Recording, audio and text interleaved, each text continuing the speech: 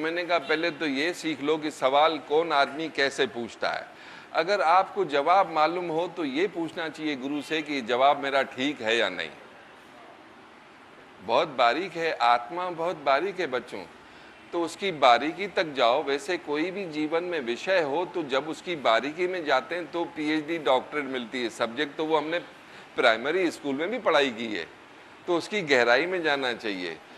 तो इतने पास में हो के मुझे उसका सवाल 2 बार पूछना पड़ा। ये जो मेरे से पूछ रहा है, ही इज नॉट क्लियर, नहीं तो खट से आएगा कि जैसे सवाल आपका आधा ही हो तो जवाब निकलेगा, ये नेचुरल है। बाकी 2 बार पूछना पड़ा, ये करना पड़ा, किसी और को इंटरप्रेटर खड़ा करना पड़ा, तो ये उसकी जेरॉक्स शुरू हो गई। अपने मन को साफ, कितना सिंपल है। वैसे हर सवाल का जवाब आपको अपने शरीर से मिल सकता है। हम अपने आप को नहीं देखते हैं, दूसरे को देखते हैं। ये साड़ी तो बहुत अच्छी है, कहाँ से लाई? अरे अपने मन को देख, तू कहाँ से आया? ये तो फिर 2-4 दिन बाद बेकार हो जाएगी। हम अपने आप को देखें तो हम पूरा ब्रह्म का ज्ञान हो जाएगा। और अगर जीवन का ज्ञान पाना है तो पति पत्नी को समझे, पत्नी पति को समझ जाए तो पूरा जीवन का ज्ञान आ जाएगा। To know yourself and know about life, that is at your home, this is entertainment. उसमें से आपको बोध हो सकता है। हाँ,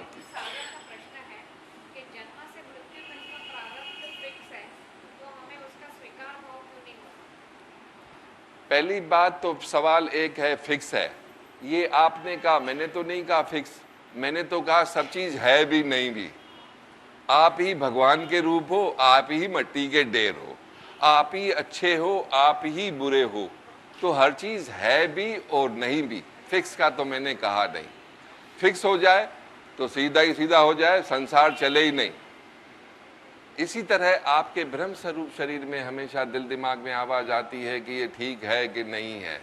सिर्फ ठीक ही ठीक होता तो भी संसार नहीं चलता, अगर ठीक नहीं होता तो भी संसार नहीं चलेगा। तो मैंने तो फिक्स नहीं कहा, मैंने कहा भैया फिक्स है भी नहीं भी। मैं भी स्वयं सब कुछ हूँ भी और कुछ भी नहीं हूँ, क्योंकि अगर मैं सब कुछ हूँ तो कुछ नहीं किधर गया, और मैं कुछ नहीं हूँ तो सब कुछ किधर गया। तो ये भी हूँ, ये भी हूँ, और सब मिला करके मैं क्या हूँ वो अपने आप को जानूँ। वो मैंने आपसे प्रार्थना की कि अपने शरीर में ध्यान लगाओ तो आपको पूरा ज्ञान हो जाएगा ब्रह्म स्वरूप का। और इस ब्रह्म स्वरूप के जीवन की यात्रा का पति पत्नी एक दूसरे में ध्यान लगाए तो उसे ज्ञान हो जाएगा। और दूसरा क्या था, आप सेटिस्फाई हैं?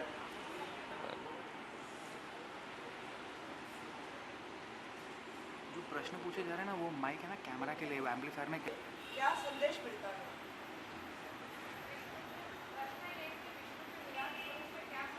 मैं ही बोल देता हूँ। विष्णु के विराट स्वरूप से क्या संदेश मिलता है? मेरे को छोटी सी चीज समझ में नहीं आ रही थी तो मैंने बड़ी करके दिखाई कि अब समझो। This is practical. विराट स्वरूप सामने है।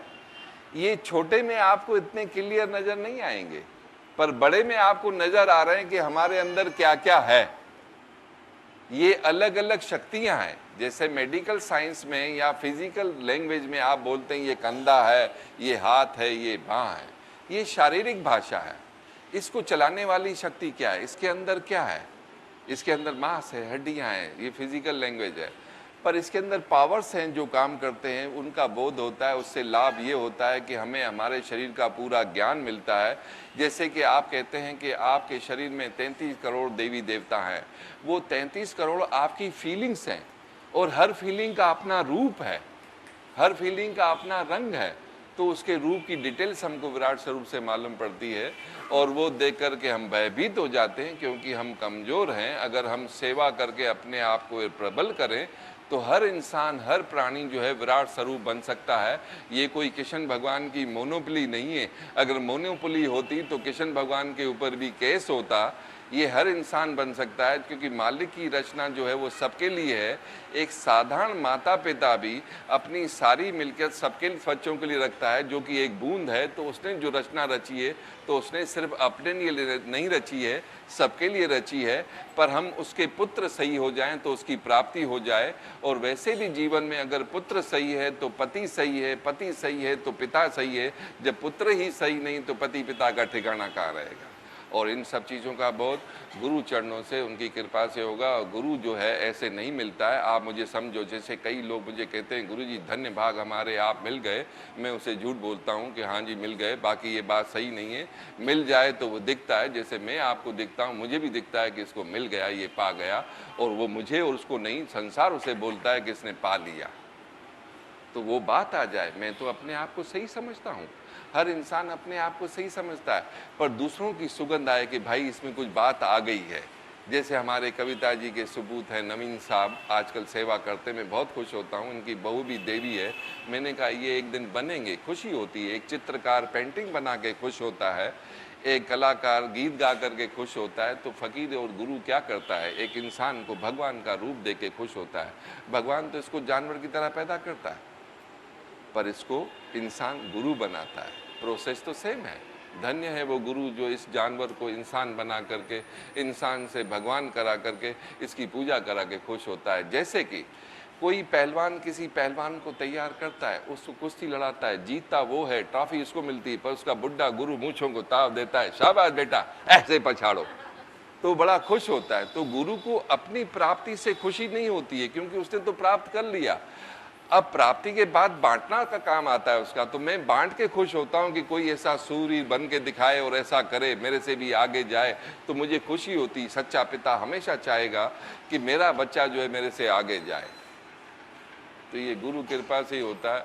और मुझे इसलिए कॉन्फिडेंस और यकीन है कि आप सब लोग बहुत अच्छे हैं। मैं अपने आप के लिए बुरा जो भी कहूँ वो शर्मिंदा होता है, क्योंकि मैं इतना बुरा था। जब मैं अच्छा बन सकता हूँ तो आप जैसे अच्छे क्यों नहीं अच्छे बन सकते हैं।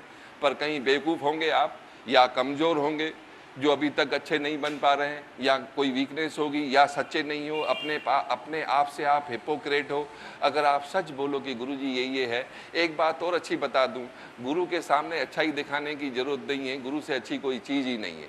भगवान भी अच्छा नहीं है, गुरु अच्छा है, क्योंकि भगवान को भी गुरु ने भगवान बनाया तो अच्छा बना। सबसे अच्छा है कि अपने आप को अच्छा बताने की बजाय अपनी बुराइयां गुरु को बोल दो कि मैं ये बुरी हूँ। It is so simple and practical. अगर आप गाड़ी भी गैरेज में ले जाते हो तो उसको नहीं बोलते हो कि इसमें डेक लगा है, टिंटेड, बोलेगा आए क्यों, बोले साहब इसकी बैटरी काम नहीं करती, ये आवाज़ करती, उसकी बुराइयां बोलते हो। ठीक है, इसी तरह जैसे गाड़ी के लिए गैरेज है, इंसान का गैरेज गुरुचरण है। गुरुचरण में आके बोलना चाहिए कि मुझ में ये बुराई है। और माफ़ करना, इसमें एक चीज़ और अच्छी है कि जब तक आपको अपनी बुराई बोलने का, सच बोलने का कॉन्फिडेंस नहीं आया है, तो चलने का किसी भ्रम में मत सोचना, अपने आप को धोखा दे रहे हो।